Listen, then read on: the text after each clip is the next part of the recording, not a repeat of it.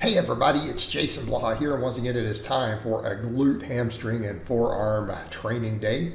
This would be, of course, day number 2 for me of the week on my 5-day split. Of course, guys, keep in mind I do power building, so I do some heavy squat, bench, and deadlift.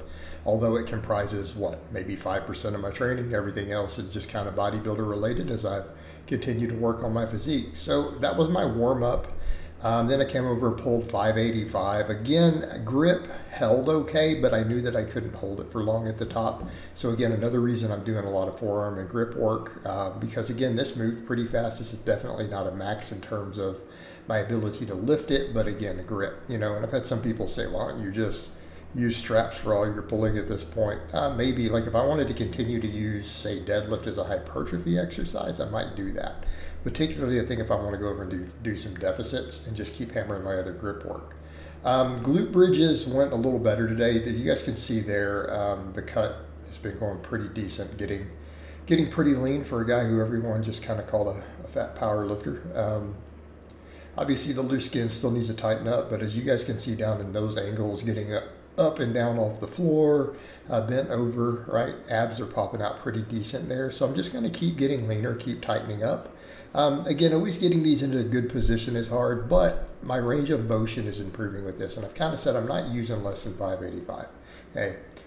For me, the hardest part though is keeping those feet in a good spot, without everything sliding around. Helps on that rubber mat.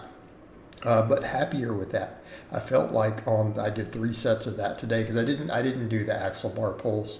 I decided to skip on those, so I ended up just doing 3 sets of this and then 3 really hard sets of reverse hypers. So not counting the deadlift, that gives me 6 sets for posterior chain, which is good for me. Obviously, I want to note my lower body, I do less volume than my upper because realistically from an aesthetics perspective, I do kind of feel like if my quads get too much bigger at this point, unless I get some of my upper body bigger, particularly my arms, it is going to impact me aesthetically as I'm trying to work towards kind of that golden era type physique. Something I've decided I'm going to do. I'm not necessarily doing it to go compete in bodybuilding.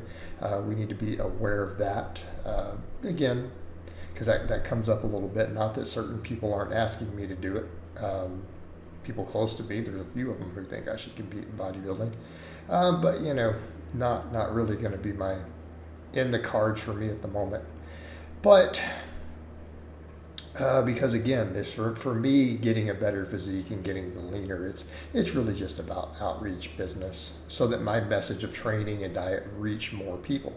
It really what it comes down to, because we already know I know how to get people strong, jacked, lean, lose 100 pounds, get people to 600-pound deadlifts. We already know that, but getting that out there to people, the glute bridges went pretty good. Happier a bit with that range of motion. That lockout's a little stronger. So I want to just keep repping the 585. I think I want to stick with it and just keep getting stronger with that weight and get those reps cleaner and cleaner. But yeah, happy with that. So then the reverse hypers, the second set I lost counter reps. But I did reverse hypers next. And it's like I said, because it's really all I can fit on here, unless I want to buy a bunch more blue calibrated plates and keep them on here. I'm just going to work reps off of this 420. And I did between 20 and 25 reps on all 3 sets. And I did supersets on that with my standing barbell wrist curls.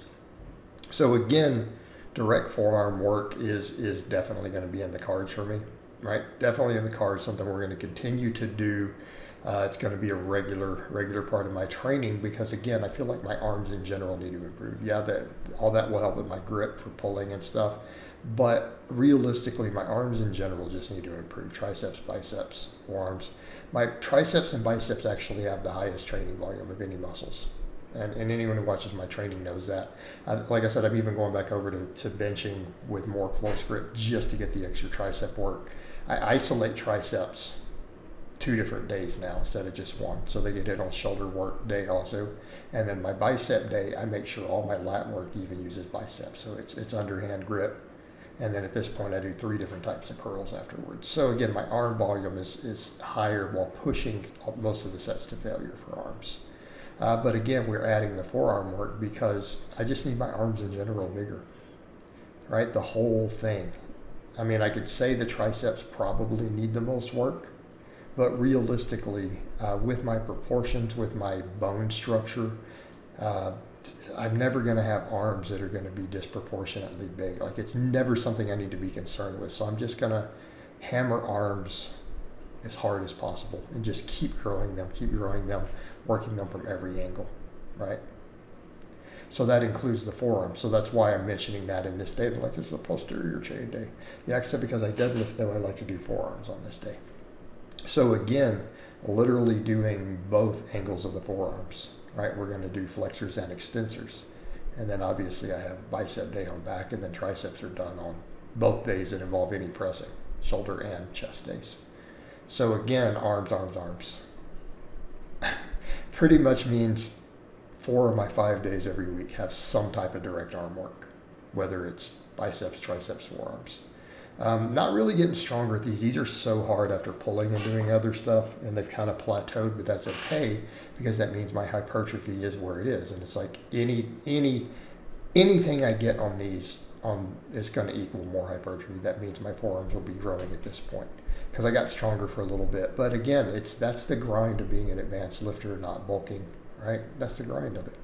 But again, just making sure we get the forearm work. Obviously, they need the least work out of my arms, but again, making all of it grow. And of course it will carry over to the deadlift. So the reverse hypers this last set, I did count these. I managed to get to 25. It was burning pretty bad, but hey, we may get to a point where we do sets of 50 with this weight. And if we do, hey, great, my deadlift will probably be stupid high at that point. It'll be stupid high as long as I can grip it. It'll be one of those where it's like, oh, let's strap up and pull 700 and then barely do over 6 without oh, again, they're such a cheat, right? Such a cheat. And people don't realize that because it's not just the grip, it's the neural drive aspect. But yeah, on these, the 10 reps was hard on this third set for this. And then of course I did just a little bit of forearm pose at the end, just so you guys can kind of see where it's at. I'm like, we might as well, let's just see how they look, right? Just see how they look. Of course, I've had people go, why don't you do a double bicep? Because honestly, my shoulder ranges of motion need more work. That's why I'm doing the dead hangs and stuff even on camera now. Because quite frankly, I can't even do a proper front double bicep, right? It doesn't look right because of my range of motion. So I'm going to keep doing those. But there we go. You guys see that. And of course, notice my triceps need more work. It's really obvious when I do that straight arm pose, the triceps. I just need that more tricep hang. I need that long head to just thicken up, which we're working on. And then of course I finish up with these. I did them with the easy bar because when I try to use the 45, I struggle. I can't really even get the 10 reps. And with this, it's even just a few pounds lighter. That little bit makes a difference versus using the 45-pound Olympic bar. I was able to get 15 reps on those, right? Able to get 15 reps, kind of a big deal there. Huge rep difference. But then again, it's like what, 15-20% difference on the weight. So it makes sense, like a 20% weight shift.